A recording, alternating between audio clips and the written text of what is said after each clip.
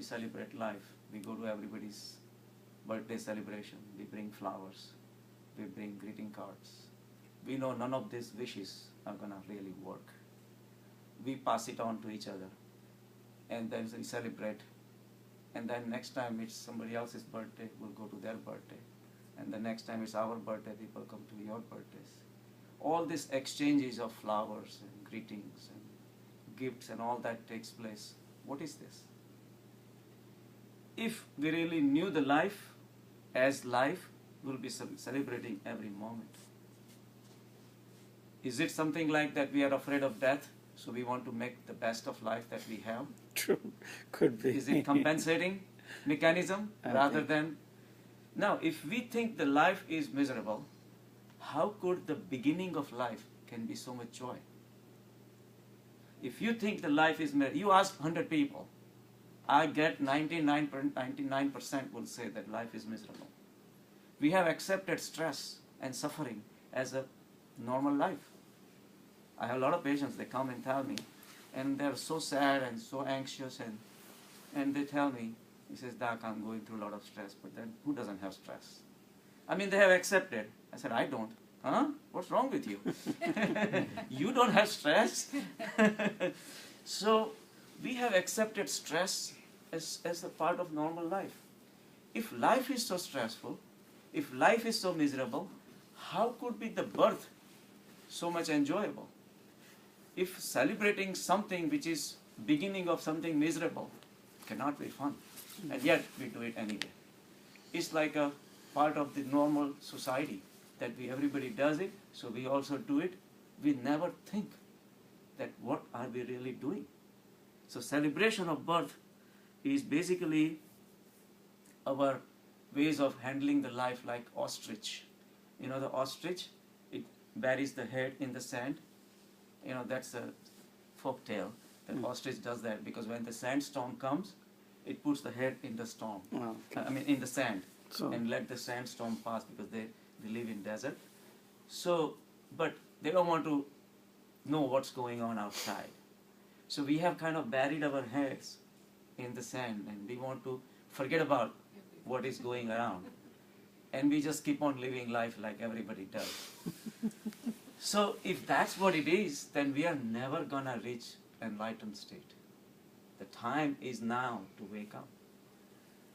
So in fact, flowers are actually a perfect gift for the birthdays because they are blooming in the morning and they're going to be wilting by the end of the day. It brings the signal that life is fragile. Life can disappear any day, any moment, right around the corner. Anything can happen. 23-year-old yeah. in India or something, they were playing garbas, drop dead. Really? Playing garbas. What happened? 23-year-old kid Uh-huh. in India, in Navratri, they were playing garbas. Drop dead, heart attack, gone. 23. So sudden things happen. Life turns around every corner, there is a chance of dying. Even the guy I work in Woodland, Mm-hmm. 21 or 22, Yeah. went home and That's it. got. Finished, right? I guess it's a lifestyle, the what food they eat. So we have to stop celebrating something that is miserable. We have to stop celebrating the beginning of a miserable part of our life and look for something that is really pleasurable. Because if we knew life, we will be dancing, we'll be happy, we'll be joyous all the time, we'll be in a perfect bliss. Nothing would bother us. But all those elements are missing out of our life. And yet, if God comes at the end of life and comes and asks you, do you want another life? For sure we'll go and ask for another life. Yeah. We just can't get out of this thing. True. You know, it's like, you know, the mitti wala ka wo jo donkey hota hai na? Because that's the only way he knows. Because he's so used to, the donkey is so used to carrying the weight. And when the weight is taken off, he doesn't slip. He has to have weight on his shoulder so that he can sleep better. Things like that. So he's just used to carrying this load all the time that we're just so used to. And we kind of feel uncomfortable without the sufferings somehow. So life goes on because of the social interactions. What you say is what I say, so I fit into this society. If I say anything different, I don't fit, then you find another friend. Then you find a friend who agrees with you. And that's what it is basically. Friendships are based on mutual agreements, right? That okay, I like this, you like this, so we are friends. It's simple as that. Real truth has no value. If I tell the truth, you don't like it, fine. You find somebody else who can tell you the untruth. And then you hang out together. The birds from the same feathers flock together. Yeah. So that's what it is. So there is a mutual understanding between the society. Actually, it's a mutual misunderstanding between the society. Then it goes on forever. So somehow it seems that we are celebrating birth to forget the suffering that the death is going to bring. And the death is going to bring suffering only because of our attachment to life. And the more attachment, more suffering the death is going to bring. So there is a story of Bhagat Singh, who was a freedom fighter in India, and his friends. They were locked up in a prison, and they were going to be hanged to death. The time of hanging was not set up yet. So every morning they will wake up and they will bang on their prison doors, and then all of a sudden the whole block will become happy that we are still alive, and joy will pass, and they're happy, and they wish to God that maybe God will save our life somehow. And it will go on for several days until ultimately they were all hanged to death. So what kind of pleasure is this? We celebrate life thinking that we're going to be postponing death, but death is going to come. If not today, be tomorrow, day after tomorrow. It is happening. One day will come. One day will come that we will them. not be around. Yeah. So should be smart enough to start preparing for death when it's an eventual thing. Same thing, Dada. So हमारे गुरुजी बोलते हैं अभी जब बोल के कि आपने death की तैयारी किया है. right, exactly. हाँ, कुछ किया है. Right. Same thing. Right. So every birthday that we celebrate, we should be celebrating as an approaching to the death. That means one less year you will be have to लेकिन face- कोई तैयारी face the करता death. नहीं है. Nobody does. Yeah. Like you said, everybody runs away from death.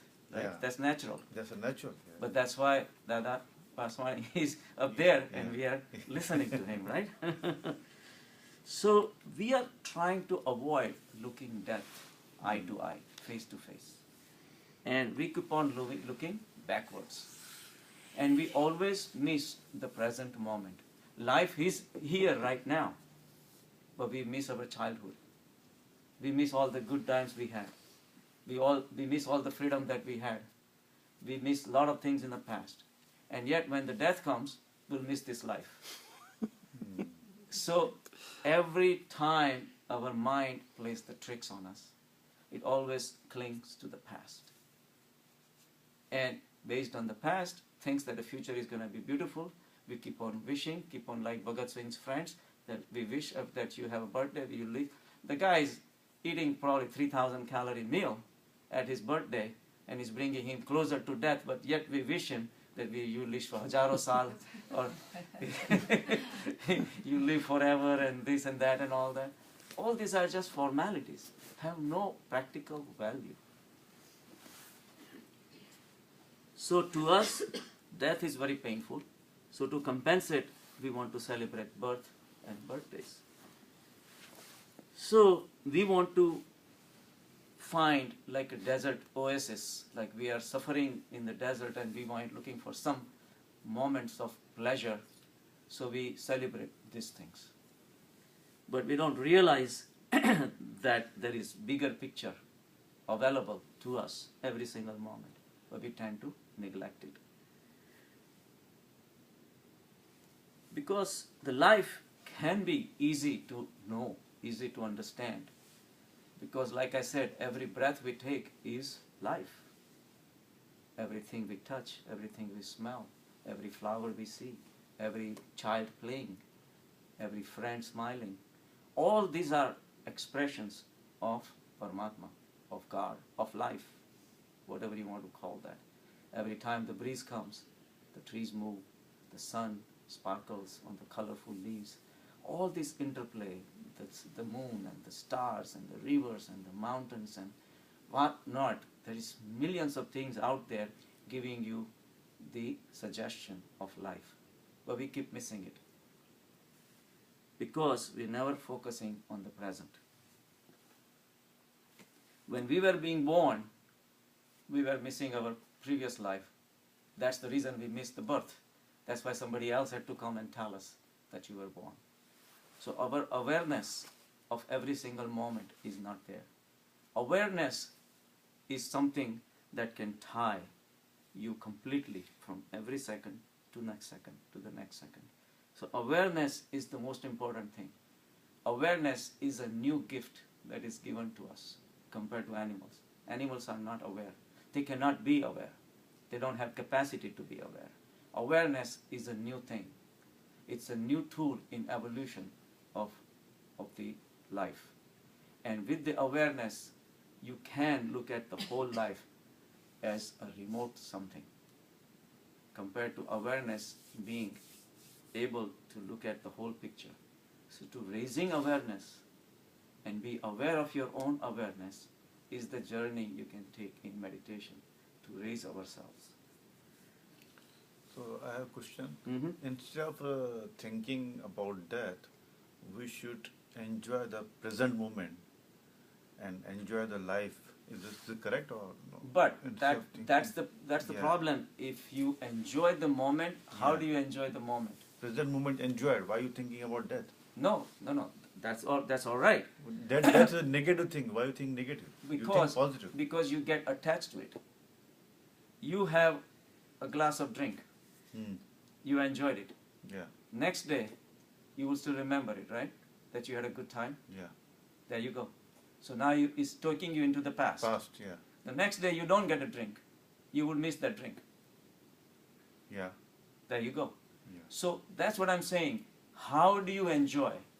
Enjoying without attachment is the true enjoyment. Enjoying with attachment, everybody does. Everybody goes to the party and enjoys food and enjoys this and enjoy that. That has been going around anyway. That nobody has to be told how to do it. Everybody enjoys life, that so-called life. But the life is what we call life, spiritually speaking, nobody enjoys. Because if you raise yourself to that level, you will enjoy, yeah. You will have a glass of drink, but next day you won't even care. It's the attachment. So the anxieties of the future or attachment to the past is making us miss the present moment. Whether you drink or not, if you still can enjoy the moment, then it's enjoyment. You do not have to require any material objects to be happy. Yeah, that's correct. But instead of thinking about negative, But that's a negativity, right? no, but negative is important. Because Negative is when the different. death comes, you're not going to have any of these enjoyments that you call enjoyment. You understand? So death can be a springboard which can make you realize that it can happen someday. You can, it's like one father had two children, right? One child was extremely straightforward. He really set his life very well. He studied very well, and he became one of the biggest lawyers. And his brother drowned himself to death practically. He drank so much, he had all the bad habits, eating gutka, all those things. So they asked the guy who was straightforward, he said, how did you learn from all these things? He says, from my father. So they thought that his father must be a very straightforward, honest guy. So then how come, what happened to this other guy? So they went and asked him that, what happened to you? How did you get your inspiration from all these things? How did you end up like this? He says, I learned it from my father. So now the question came, what was father like? So it turns out to be the fact is, father was a drunkard. He drank himself to death. But first kid learned positive from it, and the other kid learned negative from it. So the choice is yours. Choice is definitely ours. So death, you can look at it negatively or you can look at it positively, right? All your thinking. Yeah, if the death you know for certain, and if all the pleasures that you're having are going to end one of these days because of the death, then shouldn't you be looking for something that is permanent, that will not die because at the time of death? That's the thing.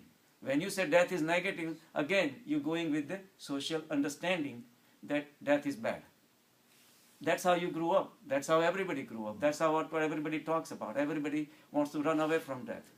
But somebody who is wise can learn from death also. So death is not negative. Death is not positive either. Death is something, if you learn from it, is very much positive.